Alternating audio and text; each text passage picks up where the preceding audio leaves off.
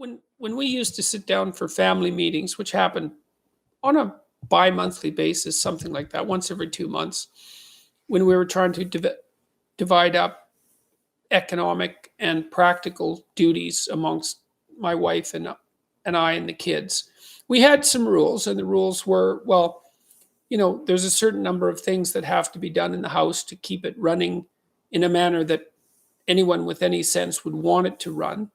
And there are certain responsibilities that everyone has to undertake to facilitate that. And there's difficult discussions that have to be had about who's going to do what. And so here's the rules. We have to make a list of what needs to be done. We have to agree on that. And then we have to each accept the responsibilities that go along with that in some sort of order. Maybe you choose one, and then I choose one, and then someone else chooses one, assuming that everybody's mature enough and capable of doing the jobs that they pick, and that you have to negotiate until you come to the best solution that can be negotiated, which isn't necessarily a perfect solution, but it might be the best one that can be done.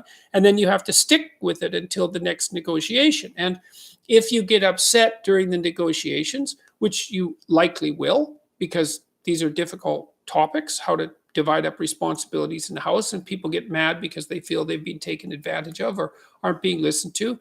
One of the rules was, well, you can leave the discussion, but only until you calm down, and then you have to come back, because these things have to be pushed through.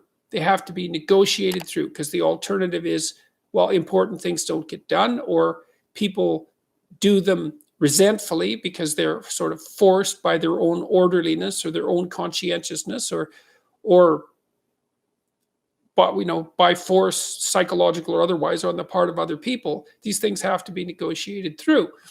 You can tell if you've got the balance between making peace and speaking the truth right if the conversation continues. And it can be emotional, and will be, and can be difficult, because important things have to be dealt with. But as long as the people are still in the conversation and communicating, then you've got the balance right. And you might have to take a break. Maybe you have to hold off till the next day.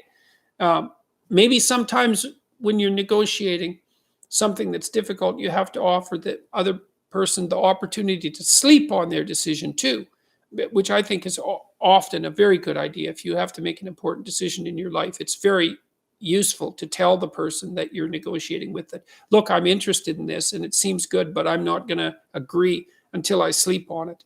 Gives you, well, lots of things happen when you sleep. You organize your brain when you sleep, at least to the degree that you can organize it.